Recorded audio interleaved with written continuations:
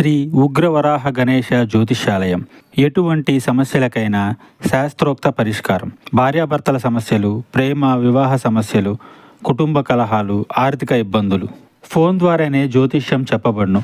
స్త్రీ పురుషుల వశీకరణం స్పెషలిస్ట్ గురువు గారు గురూజీ బాలాజీ రాజు. Phone number 9959841642. ఈ ఒక్క స్త్రీ ద్వారా ఈ రోజున మీ జీవితమే తలక్రిందులు కాబోతుంది. ఎవరు ఆ స్త్రీ, ఏం చెయ్యబోతుంది, ఈ రోజున వీరి యొక్క జాతక రీత్యా ఎలా ఉండబోతుందో ఈ వీడియోలో ప్రతి ఒక్క అంశం గురించి క్షుణ్ణంగా తెలుసుకుందాము. ఓం శ్రీ వారాహి దేవియే నమః. వారాహి మాత అంటే ఇష్టమున్న ప్రతి ఒక్కరూ అమ్మవారిని ఒక్కసారి మనసులో తలుచుకుని కింద కమెంట్ రూపంలో మాకు తెలియచేయండి. ఇక ఆలస్యం లేకుండా వీడియోలోకి అయితే మనము వచ్చేద్దాము. ఈ రాశి యొక్క వ్యక్తిత్వాన్ని మనం చూసుకున్నట్లయితే చాలా మంచి మనస్తత్వం కలిగిన వారు. ముఖ్యంగా ఈ రాశిని అగ్ని పర్వతంతో పోలుస్తాము. కోపం అంతగా ఉంటుంది. బగబగ మండే పర్వతంలాగా ఉంటారు. చూడడానికి ఇలా కనిపిస్తారు. కఠినంగా, గంభీరంగా అనిపిస్తారు. కానీ లోపల ఉన్న మృదు స్వభావం ఎంతో మందికి తెలియదు. లోపల ఒక అమ్మ మనసు ఉంటుంది, ఒక నాన్న మనసు ఉంటుంది. ఈ రాశి జాతకుల తంతే అంతా. బగబగ మండే కోపంగా కనిపించిన, కోపం పౌరుషం అధికంగా కనిపించిన, లోపల మృదు స్వభావం ఉందని చెప్పొచ్చు. కొన్ని సందర్భాల్లో వారికి ఏది తోస్తే అదే చేస్తారు. ఈ లక్షణం కారణంగా కొన్నిసార్లు ఇబ్బందులు కొని తెచ్చుకున్నారు. కాబట్టి స్థిరమైన ఆలోచన ఉండదు. వీరి ఆలోచనలు కావచ్చు, వీరు తీసుకునే నిర్ణయాలు కావచ్చు, త్వరగా పరిస్థితులను బట్టి మారిపోతూ ఉంటాయి. మనోచాంచల్యంతో కొత్త ఆలోచనలు పుట్టుకొస్తాయి. కాస్త తొందరపాటు నిర్ణయాలు కూడా ఎక్కువ. చురుకుతనంతో నూతన విషయాలపై మనసు లగ్నం చేస్తారు. చాలా శక్తివంతంగా ఉంటారు. పట్టుదలగా ఉంటారు. కార్యదీక్షత, దక్షత ఉంటుంది. కొంచెంగా మొండితనం కూడా ఎక్కువ ఉంటుంది. వీరి మాట నెగ్గించుకోవడం కోసం కొన్నిసార్లు దేనికైనా సిద్ధపడిపోతూ ఉంటారు. ఇది ఈ రాశి యొక్క వ్యక్తిత్వం అని చెప్పొచ్చు. వీరి యొక్క జీవితంలో సమస్యలు కూడా ఎక్కువే. వడిదుడుకులు ఎక్కువే. అధికంగా శ్రమించి అనేకమైన బాధ్యతలు నెరవేర్చి మంచి స్థితికి చేరుకునే అవకాశాలు చాలా స్లోగా ఉంటాయి. బాల్యంలో కష్టాలు అనుభవించారు. యవ్వనంలో స్నేహితులకు, బంధువులకు దూరంగా వెళ్లాల్సిన స్థితి కూడా కనిపించింది. కుటుంబ పరిస్థితులు ఇబ్బంది పరంగా ఉంటాయి. భారమైన కుటుంబ బాధ్యతలు ఎప్పుడూ మోస్తూనే ఉంటారు. ఈ రీత్యా ఈ కారణంగా ఆర్థిక పరిస్థితుల ప్రభావం కూడా ఈ రాశి వారికి చిన్న వయసులోనే అర్థమవుతుంది.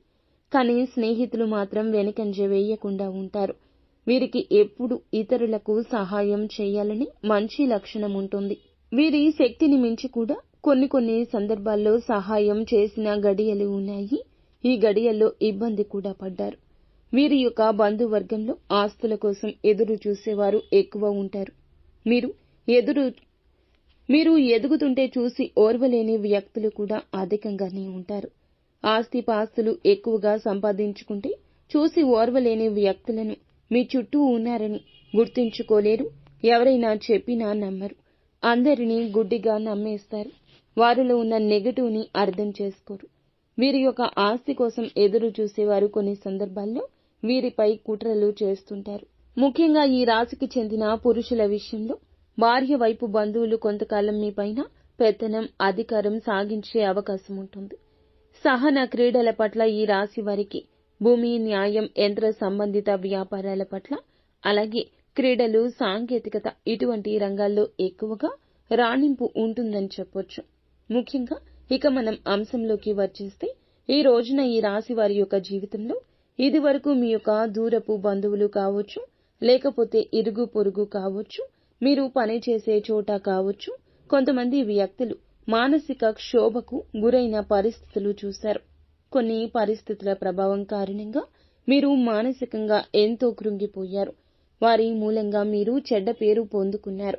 వారి మూలంగా మీరు చేసిన ప్రతి తప్పును కూడా, నిందలు, ఆరోపణలను ఎదురు వచ్చింది. మీ గురించి బయటపడంగానే మాట్లాడుతూ, మీ ముందు బాగానే మాట్లాడుతూ, మీ వెనకాల మాత్రం మీ గురించి చెడు ప్రచారం చేస్తున్నారు. వారి యొక్క జీవితంలో ఈ సమయంలో ఒక ప్రళయం రాబోతుంది. ముఖ్యంగా మీ పట్ల వారు ప్రవర్తించిన తీరుకు పరమశివుడు వారిపై ఆగ్రహాన్ని చూపించబోతున్నాడు. శివుడు 3వ కన్ను తెరిచి వారికి గుణపాఠం నేర్పించబోతున్నాడు. వారి జీవితంలో ఇదివరకు మీ పట్ల ప్రవర్తించిన తీరు ఏదైతే ఉందో అది చాలా తప్పు అనే విషయాన్ని వారు ఇప్పుడు ఖచ్చితంగా అర్థం చేసుకుంటారు. దీనికి కారణం ఆ పరమశివుడు వారిని శిక్షించబోతున్నాడు. వారి జీవితంలో వారికి చక్కటి గుణపాఠం నేర్పించబోతున్నాడు. కాబట్టి పరమశివుని యొక్క అనుగ్రహం మీపై ఉంటుంది. ఆ పరమశివుని యొక్క అనుగ్రహం మీకు కీడు చేసిన వ్యక్తులపై ఉంటుంది. అయితే ఈ సమయంలో వారి జీవితంలో వారు ఖచ్చితంగా గుణపాఠం నేర్చుకునే విధంగా పరమశివుడు వారిని శిక్షించబోతున్నాడు. వారి జీవితంలో వారు చేసిన తప్పు ఏమిటో వారు ఆ తప్పును సరిదిద్దుకోవడానికి మిమ్మల్ని క్షమాపణలు కూడా అడగబోతున్నారు. ఈ విధంగా మీ జీవితంలో అద్భుతవంతమైన ఫలితమైతే ఈ రోజు చూడబోతున్నారని చెప్పొచ్చు.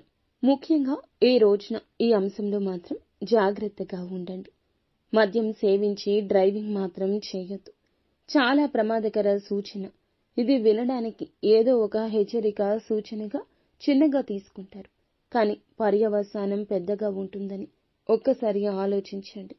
ఏదైనా కష్టాలు, బాధ్యతలు, బరువులు అందరికీ ఉంటాయి. అందులకు గాను దుర అలవాట్లకు, చెడు సాంగత్యాలకు లోను కాకూడదు.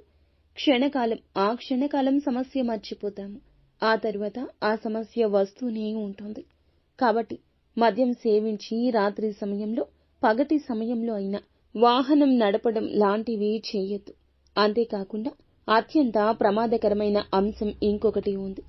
ఈ రోజున మీరు ఈ జాగ్రత్తలు తీసుకోకపోతే ప్రమాదాన్ని జీవితంలోకి ఆహ్వానించినట్లు అవుతుంది. మీరు కీడు చేసిన వ్యక్తులకు పరమశివుడు గుణపాఠం నేర్పించబోతున్నాడు. వారు ఎటువంటి అవమానాలు సృష్టించారో అవే ఇప్పుడు ఎదుర్కోబోతున్నారు. మీ జీవితంలో అద్భుత ఫలితాలను మీరు చూస్తున్నారు. వారి జీవితంలో చాలా వరకు కూడాను చెడుకరమైన పరిస్థితులు ఎదుర్కోబోతున్నారు. ఎందుకంటే వారి జీవితంలో ప్రళయం. ఇది పరీక్షా సమయం. మిమ్మల్ని ఇబ్బంది పెట్టినందులకు గాను, అలాగే వారి యొక్క మాట, వారి యొక్క స్వార్థం, వారి యొక్క తీరు ఇవన్నీ మూల కారణం. గుర్తుంచుకోండి. అలానే వారు సమస్యలో ఉన్నారని మళ్లీ గుడ్డిగా నమ్మి వారి వద్దకు వెళ్లి సాయం చేయడం, వారిని మరలా మీరు ఖచ్చితంగా ఇలా ఇబ్బంది పెట్టద్దు. ఎందుకంటే మీరు వెళ్లి సాయం చేస్తారు. వారికి మళ్లీ ఏమనిపిస్తుంది? వీరు బాగున్నారు, నాకు సాయం చేసేంత ఉన్నారు అని మళ్ళా దిష్టి పెట్టడం, మీపైన కుట్రలు పన్నడం వారికి పరిపాటి.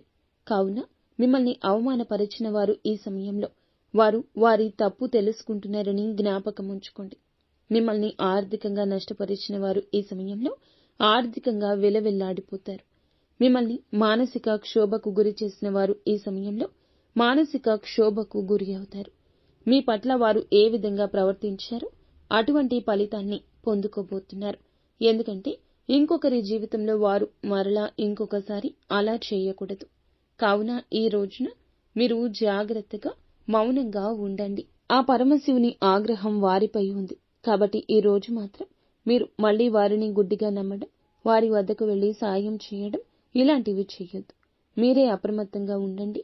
వీలైతే ఇక వారికి దూరం జరగండి. నిత్యం శివారాధన చేసుకోవడం, ఓం నమః శివాయ అనే పంచాక్షరి మంత్రాన్ని నిత్యము పఠించుకుంటూ ఉండడం మీకు మేలుదాయకంగా ఉంటుంది.